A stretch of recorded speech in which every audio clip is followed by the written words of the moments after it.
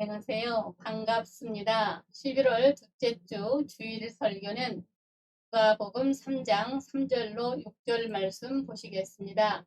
요한이 요단강 부근 각 처에 와서 죄사함을 받게 하는 회개의 세례를 전파하니 선지자 이사야의 책에 쓴 바 광야에서 외치는 자의 소리가 있어 이르되 너희는 주의 길을 준비하라. 그의 오실 길을 걷게 하라. 모든 골짜기가 메워지고 모든 산과 작은 산이 낮아지고 굽은 곳이 곧아지고 험한 길이 평탄하여질 것이요 모든 육체가 하나님의 구원하심을 보리라 함과 같으니라. 아멘. 이 시간에는 너희는 주님의 길을 준비하라라는 제목입니다. 성을 쌓는 나라는 후퇴하지만 길을 닦는 나라는 발전한다고 합니다.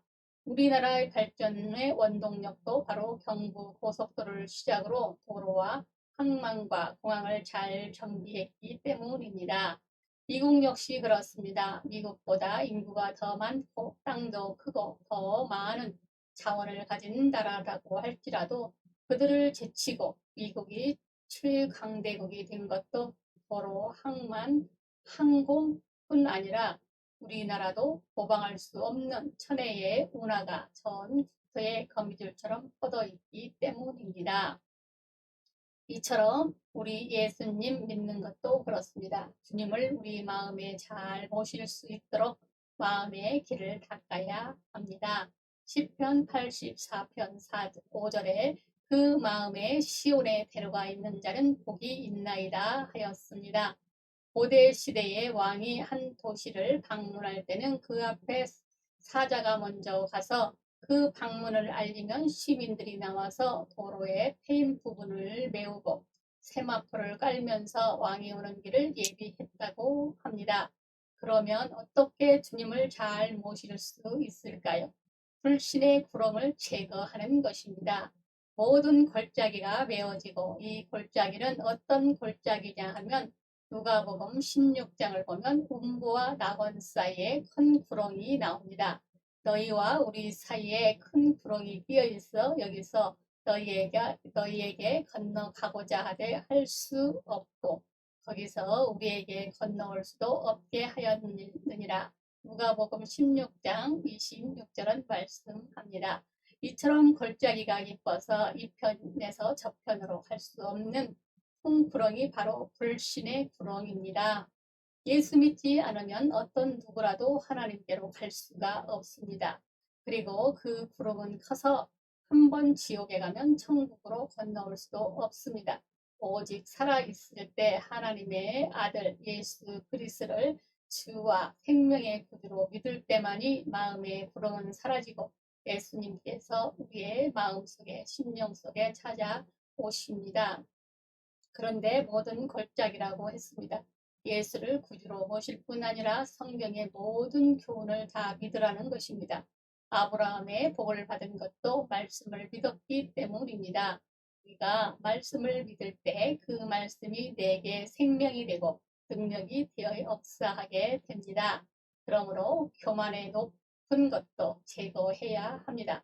모든 산과 작은 산이 낮아지고 성경에서의 산은 어찌할 수 없는 큰 문제라든가 혹은 상상할 수 없는 큰 은혜를 가리킵니다. 그런데 높은 산을 교만할 때도 쓰였습니다. 시편 68편 16절에 너희 높은 산들아 어찌하여 하나님이 거하시려 하는 산을 시기하여 보느뇨 하였습니다.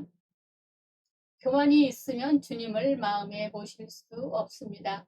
예수님을 주님으로 즉 왕으로 삼았으면 그 앞에 말씀 앞에 복종해야 합니다.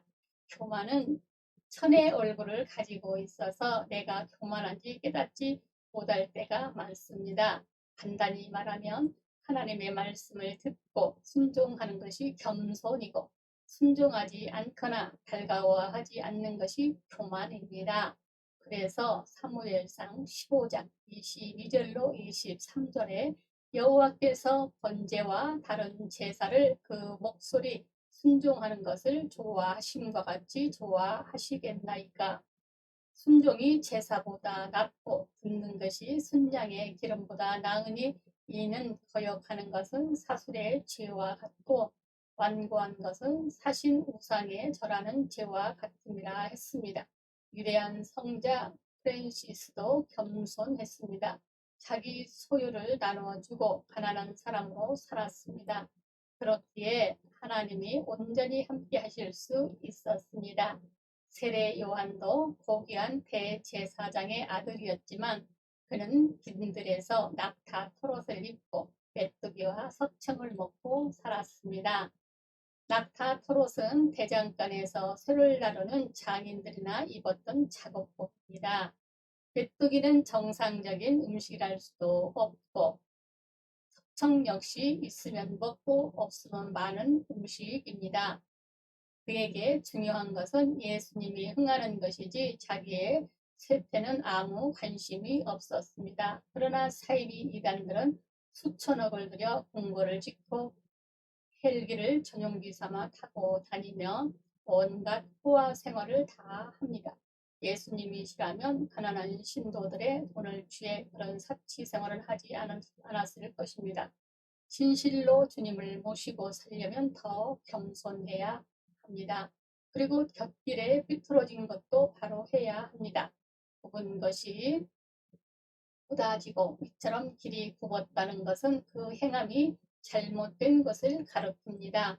성경에서 굽은 것은 주의 뜻을 거역하는 것을 가리킵니다.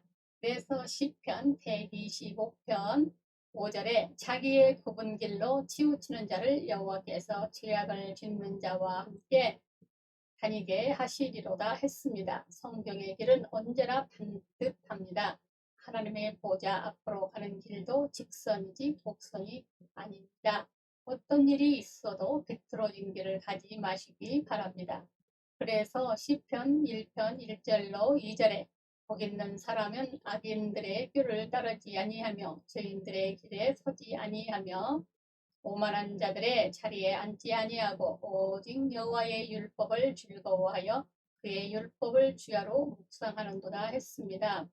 말세의 징조는 멸망에 가증한 것이 거룩한 성전에 서는 것이라 마태복음, 마가복음 13장 14절은 말씀합니다. 지금은 성전이 없고 마음의 성전 시대이기 때문에 마음으로 생각해야 합니다.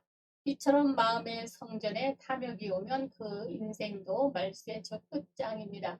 그러므로 항상 바른 길로만 가야 합니다. 어떤 일이 있어도 곁길로 가서는 안 됩니다. 어그러지고 비뚤어진 마음에 예수님이 찾아오실 수 없습니다. 그래서 고린도후서 7장 1절에 그런즉 사랑하는 자들아 이 약속을 가진 우리가 하나님을 두려워하는 가운데서 거룩함을 온전히 이루어 육과 영의 온갖 더러운 것에서 자신을 깨끗게 하자. 고린도후서 7장 1절은 교훈하고 있습니다.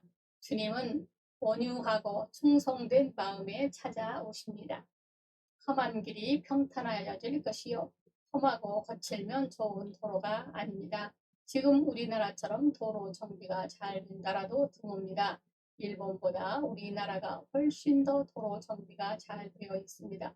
첩첩산 중 어디에도 다리가 놓이고 하늘이 뚫어져 시원하게 달리고 있습니다. 우리 마음의 길도 평탄해야 합니다. 정서적인 변화를 가리킵니다. 즉 불만, 불평, 미움, 시기, 질투가 아니라 항상 주님을 기뻐하고 사랑하고 예배하며 감사하며 순종하고 충성하는 것입니다. 우리가 주님을 모셔놓고 얼마나 신뢰를 범하는지 모릅니다. 로마서 1장 21절 말씀같이 하나님을 알되 하나님으로 영화롭게도 아니하며 감사치도 아니하고 오히려 그 생각이 허망하여지며 미련한 마음이 어두워졌다고 했는데 꼭 그 모습이 우리의 모습입니다. 세례 삭개오는 예수님을 모신 후에 기쁨으로 주님을 뜻대로 하겠다고 약속을 했습니다. 그럴 때 예수님께서도 오늘 구원이 이 집에 이르렀으니 이 사람도 아브라함의 자손이미로다. 아멘. 누가복음 19장 9절은 칭찬하셨습니다. 하나님을 섬기되 기쁘고 즐겁고 충성된 마음으로 섬기시기 바랍니다. 예수 그리스도께서는 그런 심령 속에 함께 하시기를 기뻐하십니다. 사랑하는 여러분, 이 시간에도 주님은 천국의 복락을 가득히 안으시고 우리에게 더 다가오라고 원하십니다. 주님을 모신다고 하면서 바로 모시지 않고 않는지 살펴보시기 바랍니다. 그러므로 우리 모두 진실로 회개하여 불신의 골짜기를 메우고 교만의 산을 낮추고 갓길의 굽은 길을 바로하고 마음에 갇힌 것을 부드럽게 하여 복이신 예수님을 온전히 모시는 귀한 여러분들이 되시기를 바랍니다. 감사합니다. 우리 주 예수 그리스도의 이름으로 사랑하고 축복합니다. 아멘.